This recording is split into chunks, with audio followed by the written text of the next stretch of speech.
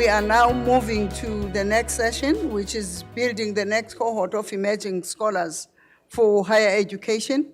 And we are expecting to have 2 presentations according to the program, but we'll only have 1 presentation because Professor David Masoma, I've been informed that he's not here. And the only presenter is Mr. Bheki Hadebe, who will be presenting the findings from the CREST report. And he has whispered to my ears to say that this is a very interesting study and the findings are really exciting. So he will spend about 30 minutes in taking you through the CREST findings, and thereafter we'll spend 10 minutes question time, and that will take you to your lunch if you are a good audience. Thank you very much.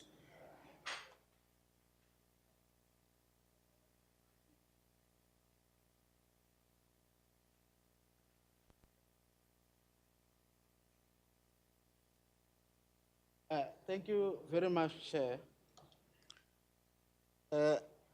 Probably, I don't know whether it's an oversell or what, but as Dr. Matutu actually mentioned, that we conceptualized a number of studies when she was still with the Department of Science and Technology. And the minister, when the minister spoke this morning, she spoke about the findings. She dwelt on the findings of one study, the postgraduate retention and conversion study. And at that time, I didn't think that the findings were this exciting. I only got excited this morning when she elaborated on them. I don't know I think I'm audible enough now. Maybe I need to move closer. Yeah. So then this study, a number of people have referred to it. We identified what we called the silent majority. A big portion of our teaching and academic staff at universities is actually in the lecturer and senior lecturer level or bands. And these are people who are stuck in the middle. And if we needed to transform the established researcher cohort, we needed very, very targeted interventions targeting the silent majority. As has been indicated before, a sizable proportion of our investments go towards student support, and also another sizable proportion of our investment, it goes towards the established researcher program. But also, I got chilled. I got a bit of a shocker this morning when the minister mentioned that NSFAS has been recapitalized to the tune of 38 billion rands. 38 billion rands when between ourselves, the DST and the NRF, we've got only about 1 billion rands. 1 billion rand for postgraduate student support. So 1:38. That's how the situation is. But also the minister mentioned the honors as a bottleneck. When I joined the department about 10 years back, our footprint was very, very low at funding the honors program. But currently, there's almost a,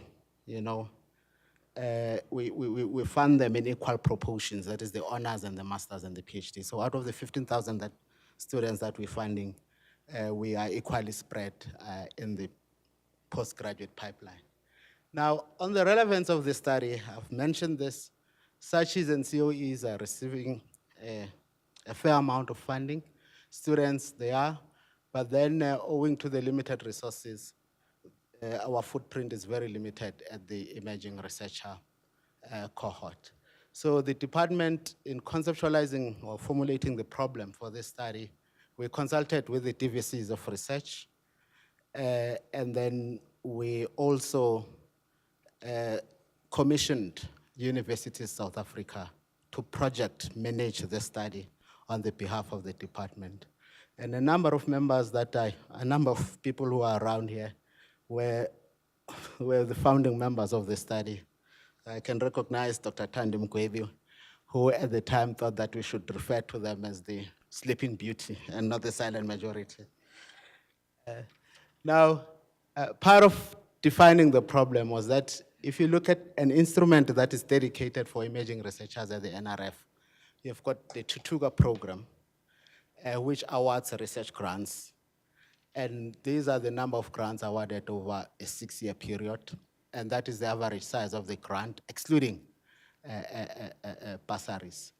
And what we're expecting that lecturers and senior lecturers, if we define them as emerging researchers, they're supposed to tap, to compete for the tutuga or for this instrument that's meant to support them.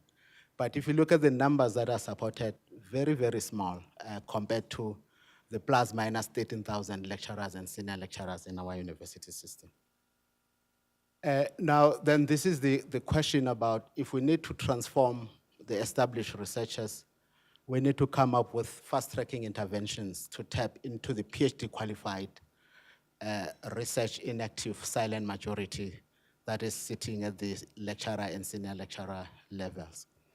Now, just maybe as a prelude, if you look at the researchers in thousands, the full-time equivalent for BRICS countries, you can see that we actually trailing everybody among the BRIC countries in terms of the full-time equivalent researchers. But if that is normalized now, taking the population into account, we're doing better than in India, although we're still behind the two countries. Now, this is the main objective of the study, to establish the proportion and demographics of academics at lecturer and senior lecturer levels, at higher education institutions who are active researchers, as well as those who are not active researchers. This is the first main objective.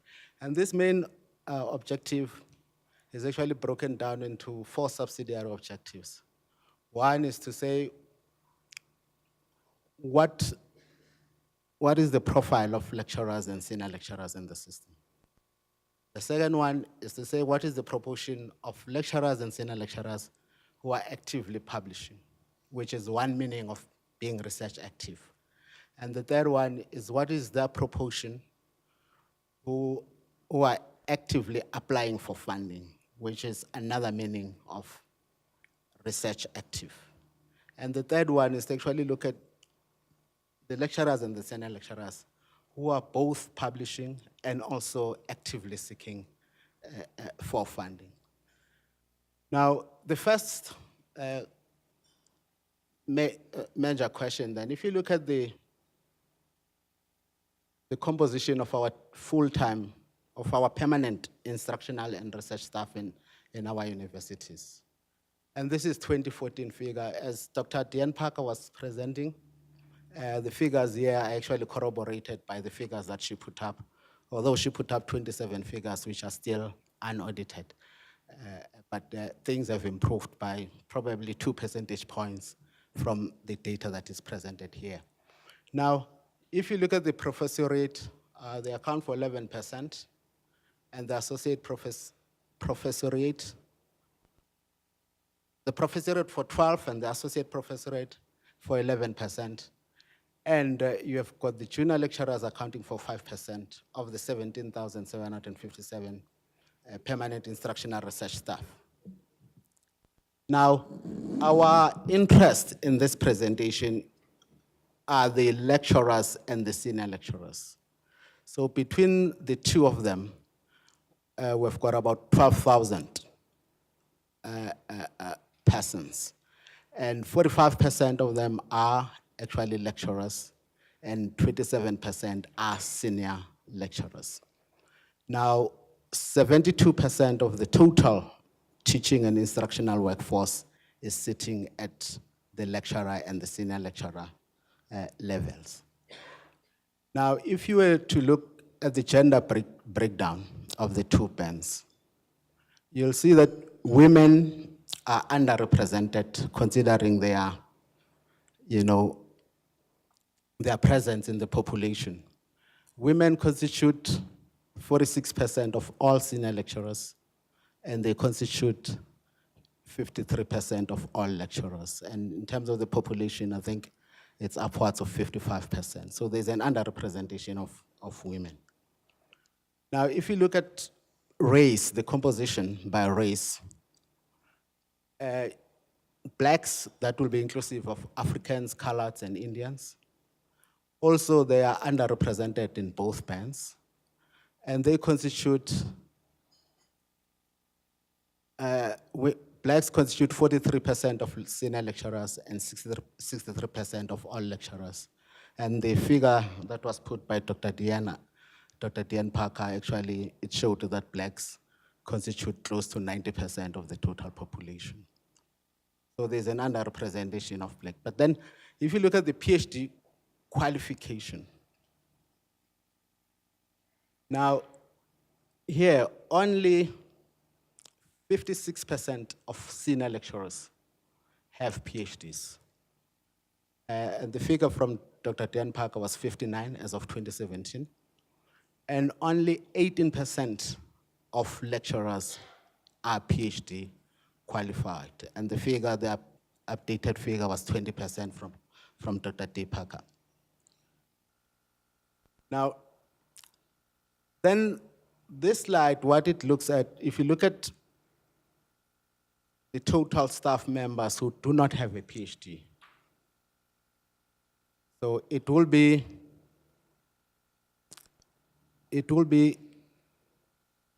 those who do not have a PhD, it will be 46% of, sorry, those who do not have a PhD, it will be 82% of all the lecturers.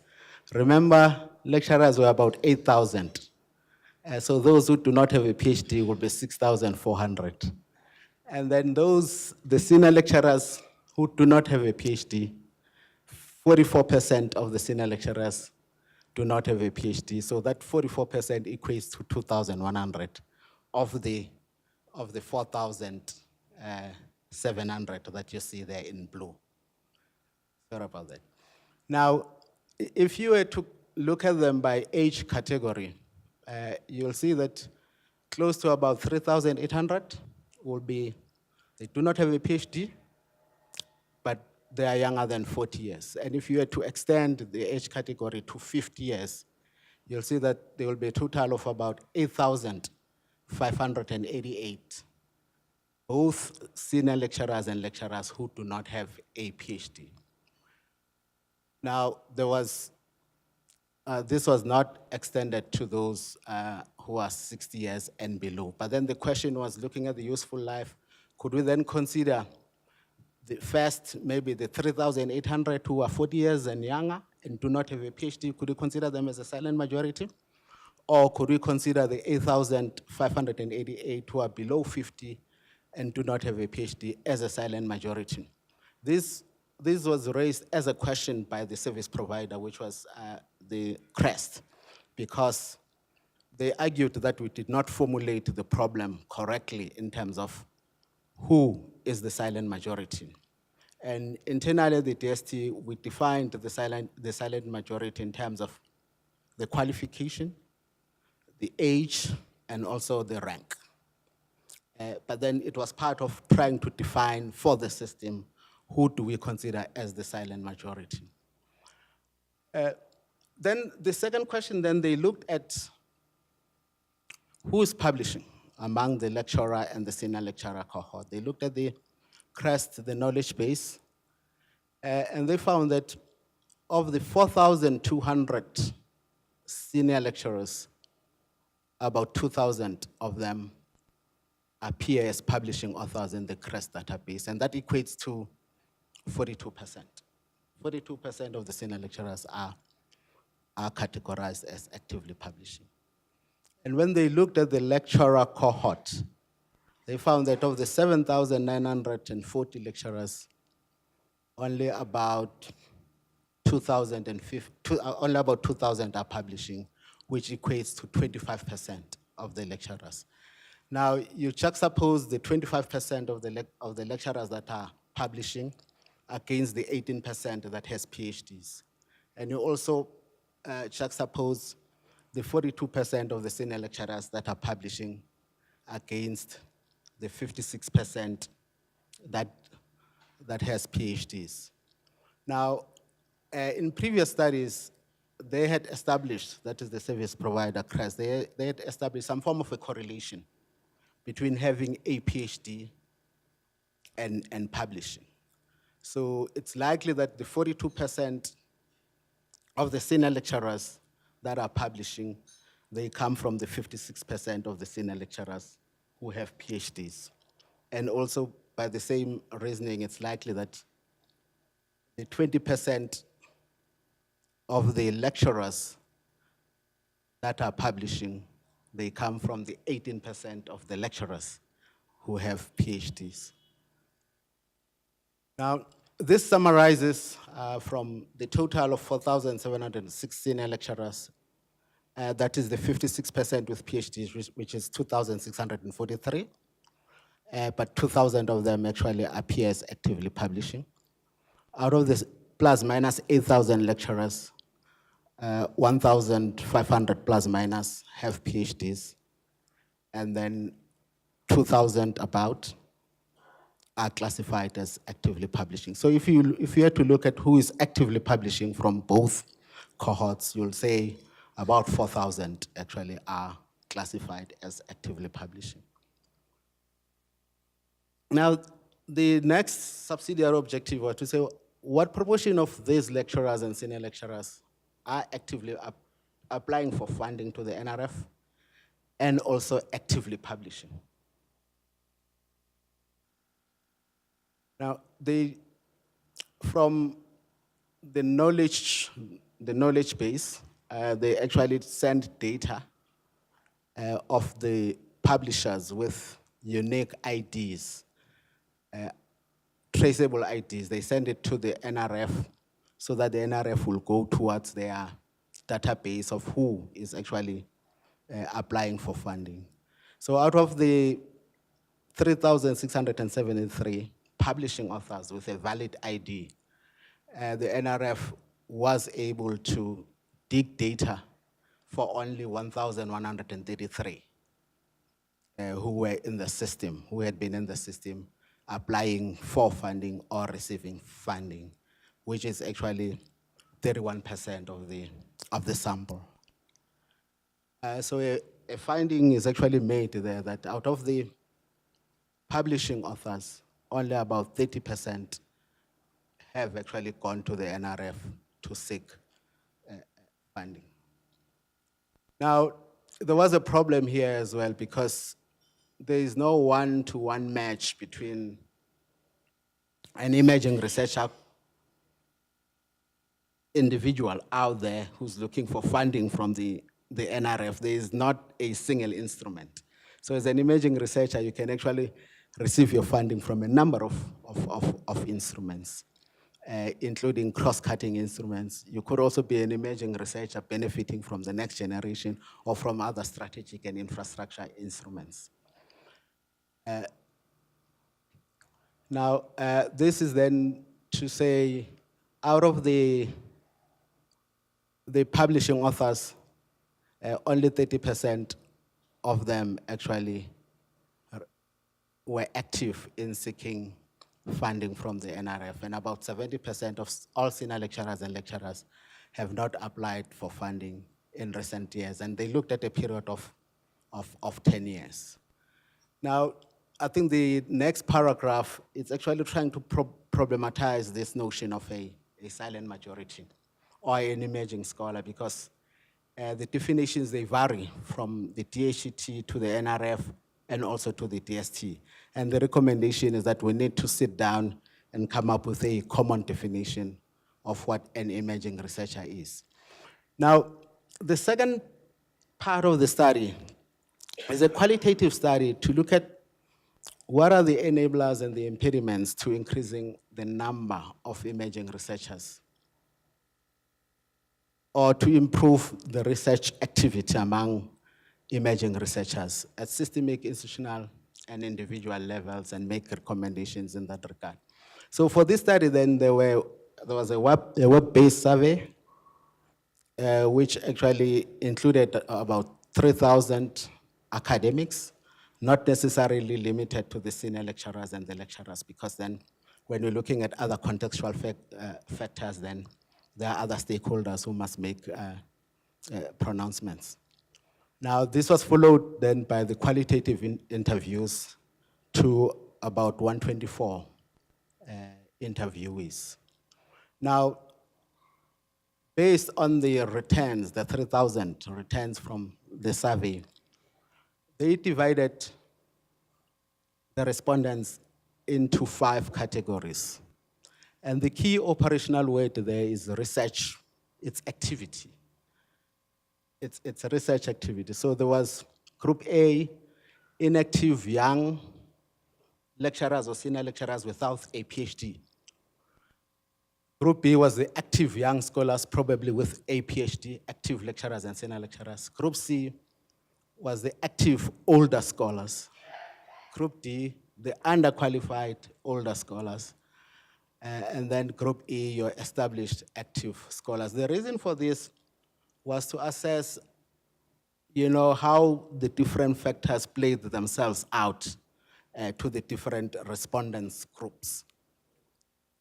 Now, they divided, or based on some index of research activity, whether you've published a paper in the last 10 years, you've attended a conference or presented at a conference, you have applied for research funding at the NRF, they developed an index research activity. And based on that activity, they divided the groups into 2. There are groups with the research index of research activity, which is greater or equal to 7, and the other with a research activity index, which is less than 6. And then you could also see the categories by age at the bottom. So those were the number of respondents in each of the identified subgroups. Now, the reason why that was done was to see, as I say, the respondents across the different groups in terms of how are they affected by, the different factors that they would have identified themselves as enabling or impeding, research. Now, what is remarkable in this study was that all subgroups, didn't matter who you are, there were factors or barriers that are common in terms of impeding research activity. The lack of sufficient time for research, heavy administrative loads, heavy involvement in university administration and lack of money. But even those, how they play themselves, or this is the order of their prevalence across all the subgroups. Then, and you can see the most frequently occurring, and at the bottom, other factors with a very low impact. Now, but then the next analysis was to look at how did the various subgroups respond? For example, in terms of insufficient time for research. You can see that it is more of a factor for all the subgroups and probably less of a factor for your established active scholars. Now, if you have to look at the 4th set of bars, the 4th set, which talks about the lack of conducive research environment. It was less of a factor, for example, for the established active scholars, and still very much a factor for all the subgroups. Now, when you look at lack of mentors or role models, the established active researchers, it doesn't feature prominently, that factor, but then it does play itself out more, with the other subgroups. Similarly, with the lack of research networks. So it's not an issue for active established researchers. Now, these were the main barriers identified to the advancement of research. 1, teaching impossibly large numbers of undergraduate students, leaving no time for teaching. The range of teaching, supervisory, administrative, and other professional service rendering tasks were perceived as an increasing burden on the individual academic and led to a palpable sense of frustration. Huge burden of administrative tasks and the accompanying bureaucratic red tape led to academics questioning the meaning of what they were to do, the compliance culture being more important than the excellence or the academic excellence culture. Performance demands actually in terms of reinforcing the culture of compliance. And then the implications of working with academically underprepared students in terms of bringing them up to speed with the demands of being a university student. Now, I just want to, if you look as well along the different bands, and this was a question talking to the notional time. You know, respondents were asked, how much time do you devote to service, admin management, research, training and supervision, and then teaching. And you can see that at lower levels, junior lecturer and lecturer, teaching up to 50% of the time is spent on teaching responsibilities. But at senior professor level, only 15%. But then you can see then there's a growth in terms of the time that as you move up the levels, you'll see that there's an increase in the amount of time devoted to supervising or the training of postgraduate students. But then, even then, if you look at the 20% junior lecturers, they said that they spend 20% of their time on research, which is reasonable. It's 1 out of 5 days, 1 day a week. Now, then students, I think particularly the emerging scholars, they identified new forms of capacity building that they need in terms of, you know, onboarding in terms of publishing in accredited journals, in terms of obtaining journal fees, in terms of the age factors and other, you know, publication-related discourse or content. These are some of the findings as well as to cited by some of the respondents as to why they're not able to access funding from the NRF. One is because some were saying because of their status, temporary contract, and the citizenship issue, the age, and also just the wherewithal in terms of just sitting down and going through the NRF application system. I think this is also probably a repeat or an emphasis of what we spoke about, that, you know, your heavy undergraduate teaching workload, in terms of its prevalence, it's more on the emerging young scholars, active young scholars, but then it decreases when you go to active established scholars.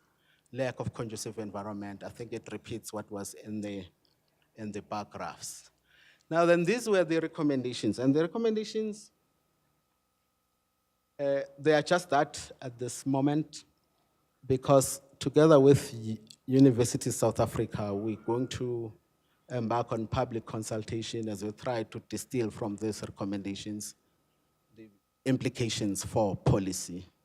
Otherwise, then we fall into the trap of the policy and the context leading to unintended consequences. Now, one, intensify efforts to enable higher proportions of senior lecturers and lecturers to obtain doctoral degrees. I think the issue that only 18% of our lecturers have PhDs, and that only 56% have PhDs, against our aspiration of having 75% of our teaching and research staff with PhDs by 2030, that requires an immediate intervention. Now, there is an increasing disillusionment of young scholars with the current research performance culture in our universities. So the performance culture that's not differentiated, one size fits all. It doesn't look at the stage of development of an academic or a researcher. Everybody has to, you know, play the game according to the same role, irrespective of, you know, the stage of development, was raised as something that needs to be addressed. I think this one, it actually enhances the previous recommendation. That there are academics that are busy with PhDs, probably a new set of performance metrics need to be put in place as compared to those who are probably at with PhDs, and some level of not, what is the stuff about the fish, measuring the fish, not by its ability to swim in water, but by other abilities. Yeah. Now, there's a recommendation that we need to invest more in mentorship at universities. And I think it's crisp, that recommendation. We always talk about it, but I don't think that we have actually made resources available for that recommendation. Now, this is the issue around what I'll call initiation training for academics in terms of publication issues, technical assistance, journal fees, age index, impact factors, predatory journal publications, because they feel that they are just left on their own to think or swim. Yeah, that's the end of the study. Thank you so much.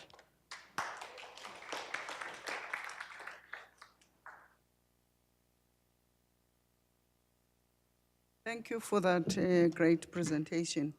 I think he deserves more than what we have done this far. Can you give him a very good applause? Thank you, colleagues. I think we're doing well now with time. We've catch up with ourselves. I can say now we are granted 10 minutes for asking questions on Mr. Hadebe's presentation. Show hands.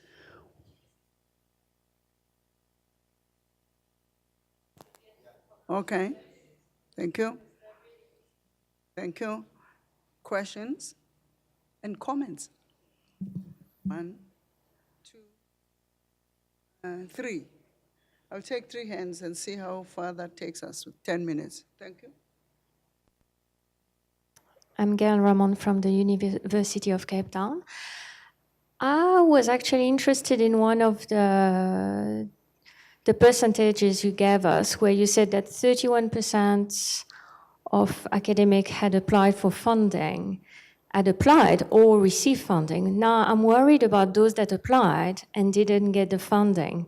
What happens to them? Because it means they're still managing to publish, even though they haven't received funding from the NRF. So where are they applying? Where are they getting the money to do their research? And what kind of processes are in place to maybe support them? Because obviously they are making the effort.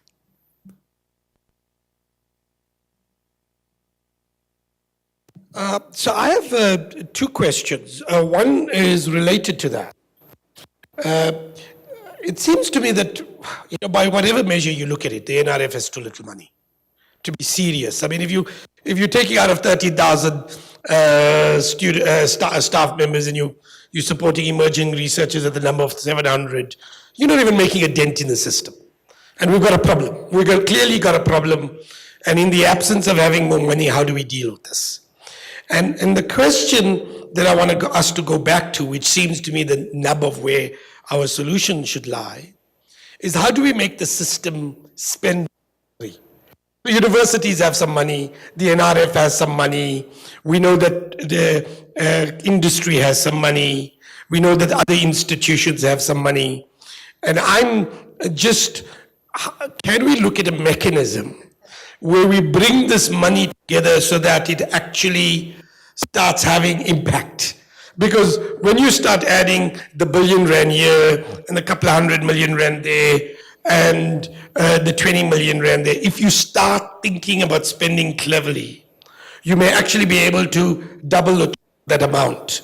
And I'm still stunned that the amount of departments, trade and industry and other, claim they have a research and development grant And instead what they spend it for is public relations as opposed to some serious research and development. They have very little idea what research and development is. So there's an enormous amount of wastage. And it seems to me if we can be cleverer on what Dai had suggested earlier, is getting the system to spend more cleverly. So that's the first question that I wanted. And the second part of it related to your question about promotions. And it's a double-edged sword, right? Because every one of us talks about differentiation. But we never figure out that if we're going to be a differentiated institution, that it should feed in everything we do. From the way the funding happens, to the way the promotion happens, to all of it. And we don't do that. So even that study is treating universities as a completely coherent, like we all the same. But we know that that's not the case. So what I would love to see is how many emergent researchers in research intensive, how many emergent researchers in HP, how many emerging researchers in comprehensives, and then start saying, how should the promotion criteria play out in each of those institutions? Because if we can't do that, then differentiation is simply a rhetorical term. It isn't seriously thought through in the way funding happens, in the way promotions happens, in the way the complexity of all of our decision happens. And I just wonder, should we not start taking that seriously? Thank you. I think funding is just one dimension. It's a much more complex issue here, and it relates to some of the earlier presentations. A comment was made that our system has doubled, and the number of academic staff has not kept pace with that change. So another issue that you need to bring into the fore here is that even though you may have money, you may not be able to release these people to go and pursue higher qualifications. So somehow you need some transitional mechanism that will bring on board additional people, maybe retired staff, that can assist as you build that capacity. So it's not just funding, that is just one aspect of it.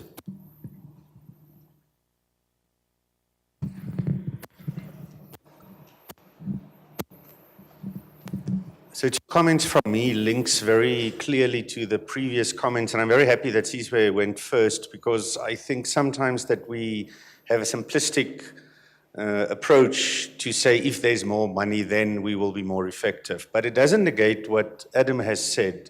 It is primarily, for me, an alignment of opportunities so that we can redress the system as a system. I don't think we have a strong enough systemic approach to addressing the challenges that are there. And one of them, and I think we can start speaking more openly about this, shall I say diplomatically at this stage, the closer alignment of DHT and DST post-May, which is expected. Hopefully that expectation, if that is the case, will bring us closer to this systemic approach to, yes, align funding, so it will imply more, but certainly also to be much more insightful on a differentiated approach. It's not about differential institutions. It's about differentiated approach that's necessary to bring the collective. The second one is, I don't think the majority of these findings is news to anyone. It is at least the first time that a rather in-depth study has been done to put the data on the table. I would actually like to see a survey or a study similar to this to what is currently being done to address the so-called emerging researcher pipeline. And I think there's perhaps more than one would expect to see. So there's many good programs at many of the universities, the NRFs, other players, our international partners like ACU. If we can match this need analysis actually that has been done here with the supply analysis that many are doing, but it's not summarized. I think if those two come together, it will give a much more realistic picture than only always, and I'm overstating this a little bit, only always stating on what the challenges are. The last point from the colleague from UCT, there's an over-reliance and over-expectation from the NRF. Let's be very honest. As with higher education's budget that is not significantly increased, similarly in the science system, and this agency with large expectations for it, it is also not increased. So many researchers think that it's their only avenue, and if they don't get funding, it hampers their research. And that for me is an unspoken part that can link with this or what I've mentioned on the supply side study to look at the other avenues and how those are supporting the emerging researchers. It is not an only NRF scenario. It must be a landscape ecosystem type of scenario.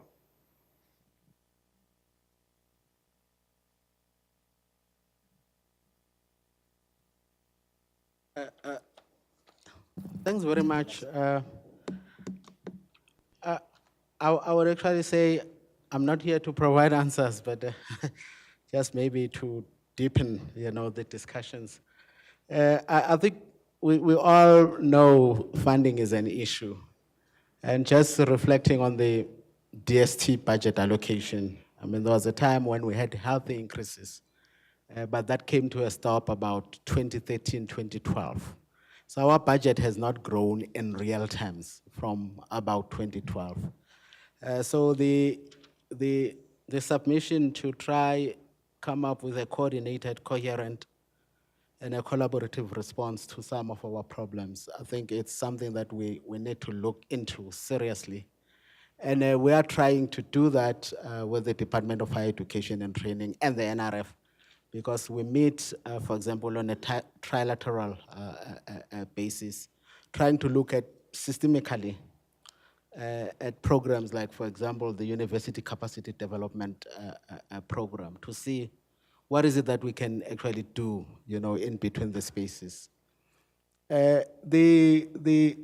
Remember, this study took this sample of publishing researchers, which was about 3,000, and they ran them through the NRF application system, and they found that about 900 of them have actually applied, which is about 30%. But that's not the reality. The reality is that the NRF, and my colleagues from the NRF will actually corroborate me here, is that out of every 4 qualifying applicants, out of every 10 qualifying applicants, they are only able to support 4. Out of every, not out of every applicant, but out of every 4 who meet the criteria, only 4 out of 10 get supported. So it's the same story as well with students. But then there is some activity, maybe just to share with you, at the postgraduate student funding level, and also even at the undergraduate student funding level. The former chairperson of the First Rand Foundation, Mr. Sizwe Nxasana, is working with Sasaletu Financial Student Aid Scheme, and is actually mobilizing resources from the private sector. And not only is the focus on undergraduate, the focus now has moved to undergraduate. And they're working with an entity which we used to call the South African Institute of Chartered Accountant, which is being repurposed now to look at not only the chartered accountants, but to look at the priority skills and then try and mobilize resources from the private sector. There are many other avenues open. I think what we do not account for here is what we leverage from our international partnerships, for example, and that seems to be, the way to go in the context of our limited financial resources. Thanks, sir.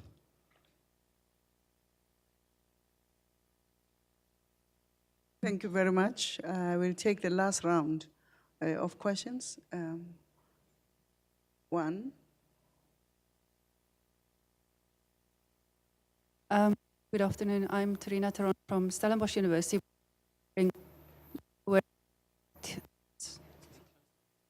I'm also wearing another hat. This person, it's not one.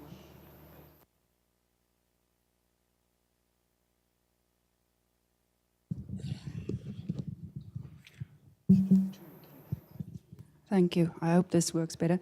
I'm wearing a second hat today, and that is as the person who's taking over the leadership of Sarima in September this year. And I guess what I really like about this study, Bheki, is the fact that we started to unpack the different parts of this emerging researcher cohort, because we tend to speak sometimes about cohorts of people as if they all have the similar needs. And what this study shows is also that there are very different needs amongst the different parts of this cohort. But in addition to that, I think what I found in my own institution, at least, is that early career support deserves very individual attention. It's really individualized. So it takes a lot of support, it takes a lot of coordination, and I do believe in our system it also requires a lot of taking hands between universities, because we operate in a very highly unequal system, as Diane's graphs have shown earlier. And I think we really can take hands as universities to try to establish the capacity to support our early career researchers sufficiently. The research office traditionally in these universities is the place where the capacity needs to be established. It's not the only aspect, of course, it's only one part of this ecosystem. But I think if we can get that right, we really have a chance of making a big progress in this. So through Sarima, I hope that Sarima can be one of the associations that can really get universities together. If I envisage a Sarima that serves the sector optimally, I envisage one where all universities participate very actively and are members of Sarima, so that we can serve the community and that we can establish that support and coordination function very well at universities in order to take this forward. I think in terms of mentorship, the one thing that struck me was really this very unequal, the mirror of these graphs when you look at the different ranks at universities. But I think we should use that mirror image to our advantage. I think it's very encouraging to see the difference that is appearing in terms of our emerging research.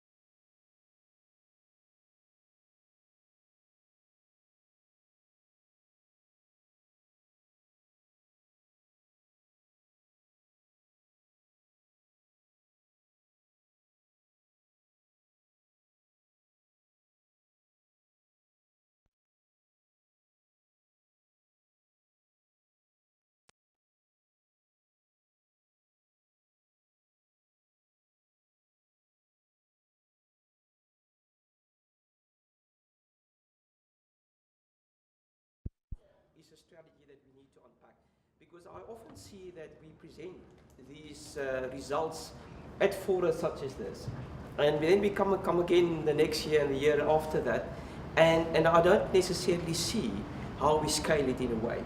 So for me, a separate discussion could be how do we actually scale these learnings, and I think part of the discussion this afternoon probably also need to focus on that. But the point I want to make is probably a point that Aldo and others has made, is in the interim, we need to focus on how can we optimize what we've got. And there's a lot of deficiencies in the system, and we've heard about this. But I think we need to also take a moment and sit back strategically.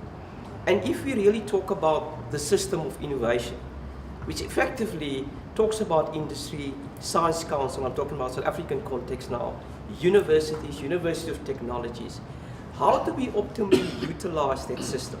So if you go to a country like the States, they will probably say that in industry or in their system of innovation, they would realize that a postgraduate qualification is the only entry to make a success. Now, how do we market that type of thing if the industry And the other sectors say, well, let us help the universities to make sure why is a postgraduate qualification, why is a PhD very important. Because in our new future world of work, that's going to be an essential part. And then we bring the role players in. Now, I want to cite one example. And I'm working in the engineering industry. So, in South Africa, the original equipment manufacturers are a critical component of the supply into our industry. Not only engineering, various other industries. A lot of those companies are sitting abroad. If you ask them, to what extent do they support high-end skills or support development of components in South Africa, they would say, well, you don't have the high-end skills to be able to provide that, all the high-end skills. Now the question is, how do you actually bring them on board? And that you can only do through a holistic conversation with the industry and the supply chain across the industry. That is, if you talk about funding, would open up a total new funding that hasn't been in South Africa, holistically speaking, that we can tap into. And I think we can only have that conversation if we really talk about what do we understand with the system of innovation, and are we strategically engaging it holistically throughout the system. And then I think the emerging researcher challenge doesn't only become a university challenge, it actually becomes a challenge of the system where all the role players can contribute to. And I hope that during the course of the next 2 days, we will have the opportunity to unpack that a little bit further, because I don't want it only to make a university issue. I think it's much more broader than the university. And it's not only a funding issue, it's a marketing issue, it's how people believe and perceive it. And if we then start to look at our partnership with the Association of Commonwealth University, to what extent do we tap into that sectors of the universities abroad to be able to assist us, and not only universities per se, but to say, well, what are your linkages with the other parts of your innovation system, and how can we tap it? And then it becomes a much more holistic approach. Thank you. Can I just add one thing on that? Just a sentence. In that context, what would be very useful is the role of the ACU. So because you've got a whole series of South African-wide and Commonwealth-wide companies located and listed in London. And actually, there's a huge resources actually being spent on how to digitize mines. Now that could be an enormous amount being spent by listed companies in London, most of whom have actually got their mines in a whole range of Commonwealth countries. Could the ACU be the broker of a conversation with the corporates and the universities and other partners to open up those pools of money that wouldn't normally play out? And that would be something that would be worth talking.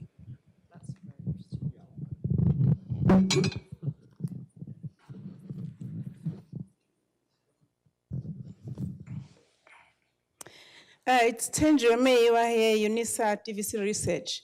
Thanks, Bheki, for your presentation. I just want to share what a consortium that we refer to as Transformative Educational Studies of about 7 years has done.